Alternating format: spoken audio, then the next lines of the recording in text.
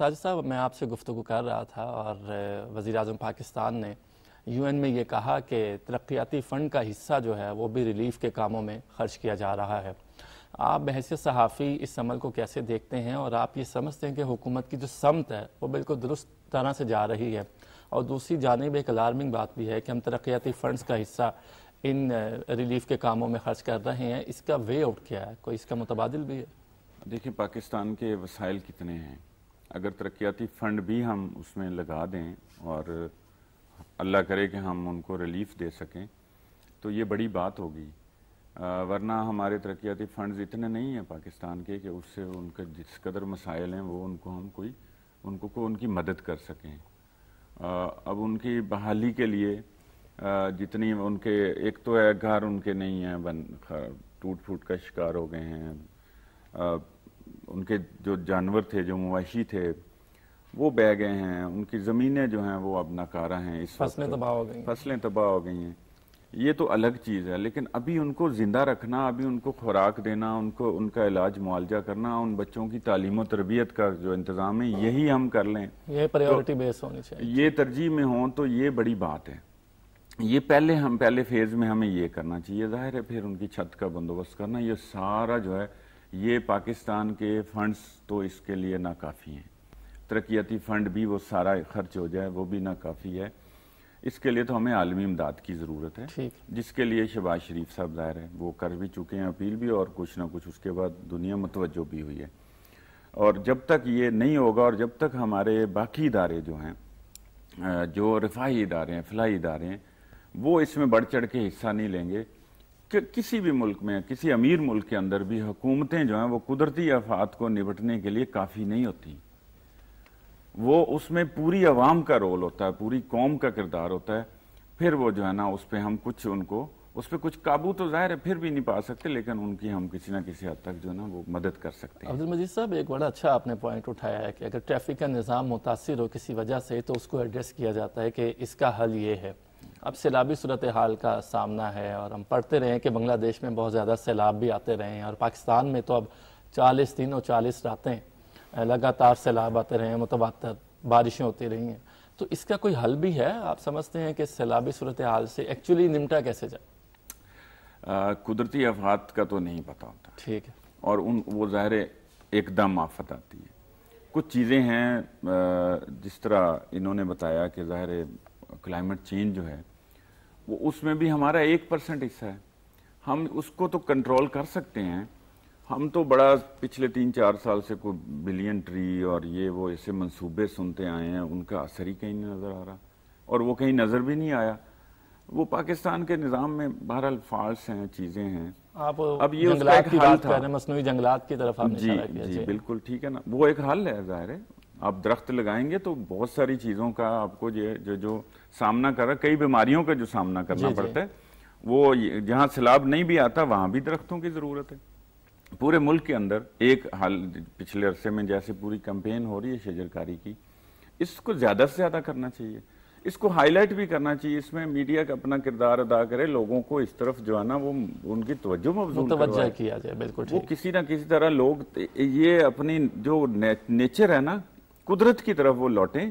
ہم نے جو نا ہم تھوڑا سے آرٹیفیشل چیزوں کی طرف چلے گئے ہیں، اس کا نقصان ہے، وہ اس کا کہہ لیں کہ ایک وہ واحد طریقہ ہے کہ وہ کم از کم پاکستان اتنا کر سکتا ہے، اور جس طرح بات ہوئی تھی کہ اس 1% کا چلو اس کو ہم 0.5 پہ لے آئیں، اور باقی جو مسئلہ ہے پوری دنیا کے اندر جو انہوں نے کلائمیٹ چینج میں تباہی پھیری ہے، ان کو تو پھر ہم ظاہر کچھ نہیں کہہ سکتے۔ آپ یہ کہہ رہے ہیں کہ اویئرنیس کی گنجائش موجود ہے، اور اویئرنیس ہمیں کرنی چاہیے، وہ تمام میڈیم سے کرنی چاہیے، وہ سکولز میں جس طرح انہوں نے کی تھی سرسبز بنانے کے لیے، اور بچوں نے اور جس ادارے میں جاتے تھے کہ آپ زندگی میں اپنے ایک درخت تو ضرور لگائیں، لیکن اب یہ کمی آ رہی ہے۔ علی جاز صاحب، آپ کا میں پوائنٹ لینا چاہوں گا، چونکہ آپ ماحولیات کو سمجھتے ہیں، ماحولیاتی پالیسی پہ آپ نے بات کی ہے، لیکن ایک لے مین جو ہے وہ ان چیزوں کو نہیں سمجھتا، اس کو سمجھانے کے لیے، اس کو اویئر کرنے کے لیے آپ کے پاس کیا حل ہے؟ کہ ایک لے مین ہے، اس کو نہیں پتا ماحولیاتی تبدیلی کیا ہے، وہ روڈ پہ سفر کرتا ہے تو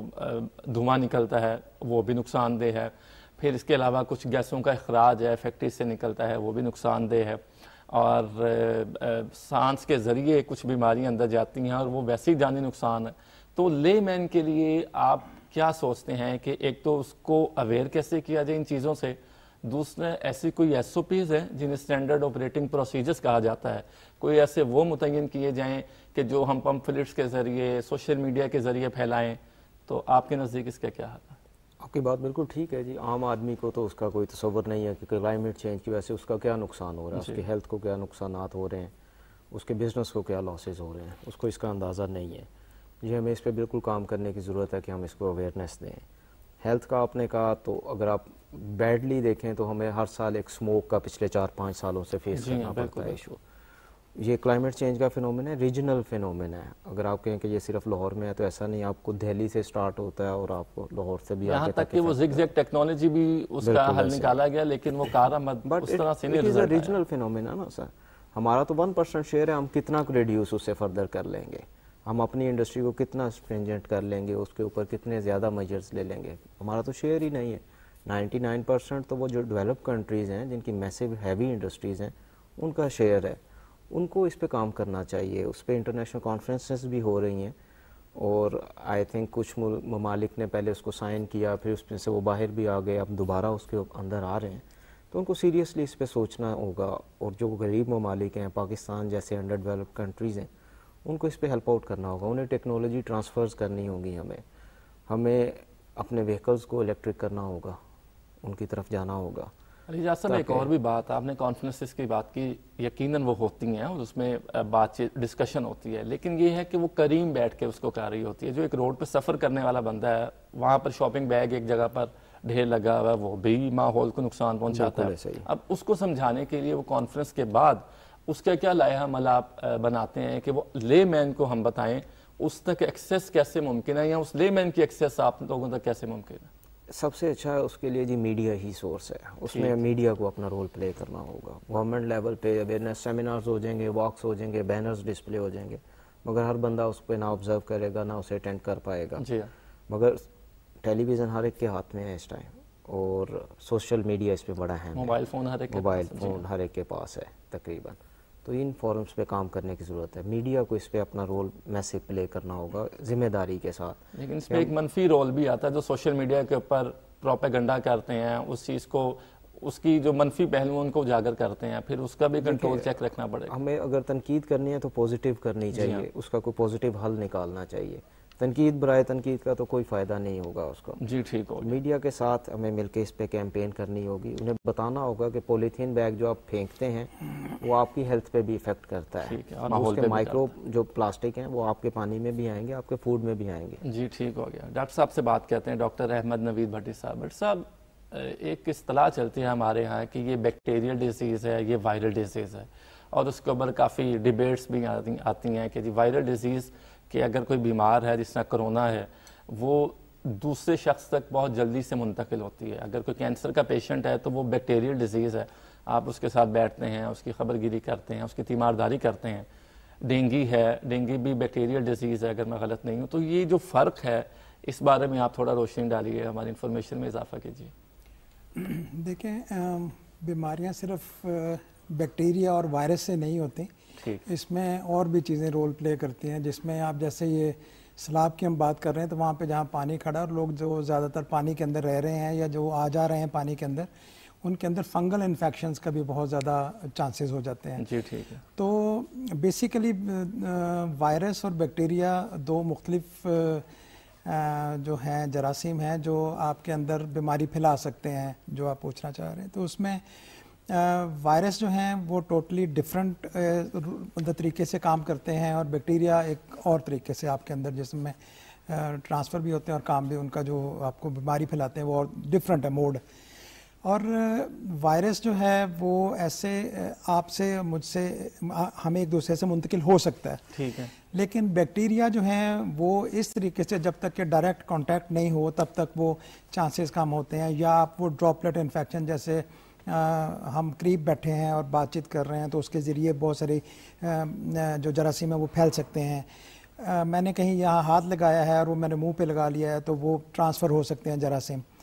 بیسیکلی وائرل ڈیزیز جو ہے وہ جب جسم میں داخل ہوتی ہے تو اپنا اس کے خلاف ایک جسم قوت اینٹی باڈیز بنتی ہے جیسے ہم قوت مدافعت کہتے ہیں, وہ ڈیولپ فوج ڈیولپ ہو جاتی ہے جو اس کے خلاف لڑتی ہے.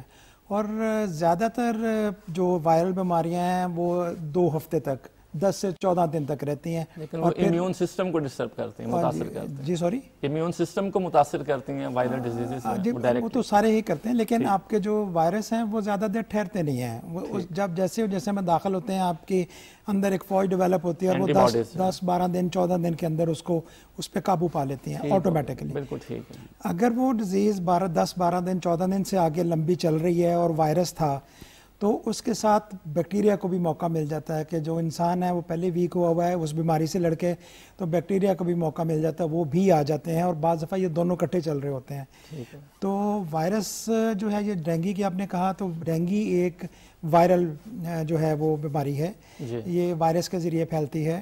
اور جو باقی جو ہماری جیسے بیکٹیریا ہیں, جیسے آپ کو نزلہ زکام ہوا وائرس کی وجہ سے, فلو ہوا وائرس کی وجہ سے, اب اس کے اندر آپ کے اگر وہ 10-12 دن میں قابو پا لیا آپ کی باڈی نے تو ٹھیک ہے, اگر اس کے ساتھ بیکٹیریا ایڈ ہو گیا تو آپ کو سائنوسائٹس ہو سکتا ہے, اس میں بیکٹیریا جا کے تو وہ آپ کے یہ سائنسز ہیں اس میں جا کے جمع ہو کے تو آپ کو مزید بیمار کرنا شروع کر دیں گے. تو یہ دونوں بیماریاں ایک دوسرے کے ساتھ بھی چل سکتی ہیں. ٹھیک ہے. آپ نے گفتگو میں جب پہلے آپ سے بات ہو رہی تھی آپ نے کہا کہ آپ وہاں وزٹ بھی کر کے آئے ہیں, دورہ کر کے آئے ہیں, تو آپ نے وہاں پر حکومتی اقدامات کے حوالے سے بھی ہمیں بتائیے گا. اور اہم بات یہ ہے کہ ادویات جو ہیں وہاں پر تو یہ بھی ایشو رہتا ہے, بلکہ عبدالمجید ساجد صاحب سے مجھے پوچھنا چاہیے تھا کہ وہاں پر سام کاٹنے کے بھی بہت سے کیسز سامنے آتے ہیں.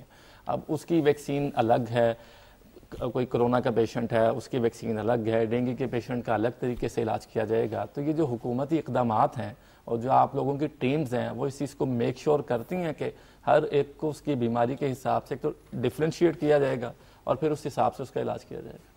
جی اوبویسلی یہ تو جو بھی بیماری ہوگی اسی کا علاج ہوگا, لیکن میں جیسے پہلے کہہ رہا تھا کہ کوآرڈینیٹڈ سپورٹ جو ہمیں چاہیے ہوتی ہے, جو سب سے بڑا جو رول ہے, پیوٹل رول, بنیادی رول وہ ہے گورنمنٹ کا, کیونکہ ان کے پاس ریسورسز بھی ہوتے ہیں, ڈاٹا بیس بھی ہوتی ہے اور بہت سارے ڈپارٹمنٹس ہوتے ہیں جن کے ذریعے وہ ایک ساری چیزوں کو وہ آپ کر سکتے ہیں ایک جگہ پہ جمع کر کے, اور اس کے مطابق ایک حکمت عملی آپ اس کو تشکیل دے سکتے ہیں.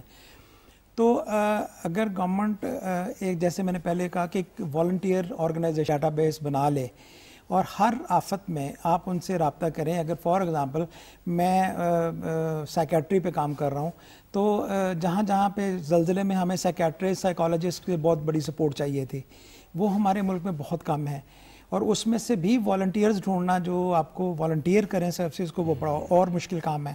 جیسے ہم ابھی جب بھی جو بھی ہم سروسز دے رہے ہیں as association of family physicians وہ ساری والنٹیئر بیس پہ دے رہے ہیں. تو ہمارے جتنے بھی ڈاکٹرز اور جتنے بھی پیرامیڈکس اور نرسز ہیں وہ سارے جو ہیں وہ والنٹیئر بیس پہ آتے ہیں اور سرو کرتے ہیں. تو اس کو اگر ہم ایک روف کے نیچے اگر ہمیں ڈائریکشنز مل جائیں کہ کہاں ضرورت ہے تو یہ اور زیادہ بہتر ہو سکتا ہے, بہت بہتر ہو سکتا ہے. ٹھیک ہے. اور ادویات کی فراہمی پہ بھی مختصر بتا دیجیے. جی ادویات جو ہیں وہ دیکھیں ہم ادویات خرید سکتے ہیں, راشن خرید سکتے ہیں, سب کچھ وہ ہمارے پاکستان میں ماشاءاللہ جو ہمارے جتنے بھی مخیر حضرات ہیں اور خود بھی غریب آدمی تک بھی ڈونیٹ کرنے میں, چیریٹی کرنے میں بہت آگے ہیں ہم, تو وہ ہمیں مل سکتی ہیں. اصل کام سروسز کا ہے, ڈاکٹرز, نرسز, پیرامیڈکس, ان کی والنٹیئر سروسز چاہیے. جی ٹھیک ہو گیا. عبدالمجید ساجد صاحب, علی اعجاز صاحب اور ڈاکٹر نوید احمد بھٹی صاحب آپ کا شکریہ ادا کرتے ہیں. آپ جانتے ہیں کہ پاکستان میں اس وقت سیلابی صورتحال ہے اور ہم اس سے نبرد آزما ہیں, اور امید یہی ہے کہ مستقبل قریب میں حکومتی اقدامات یقیناً قابل تعریف ہیں اور بہت جلد ہم اس سچویشن سے باہر آ جائیں گے اور اپنی معمول کی زندگی کی جانب گامزن رہیں گے. اس کے ساتھ ہی پروگرام کا وقت اپنے اختتام کو پہنچتا ہے. اپنے میزبان کامران ارشد کو دیجیے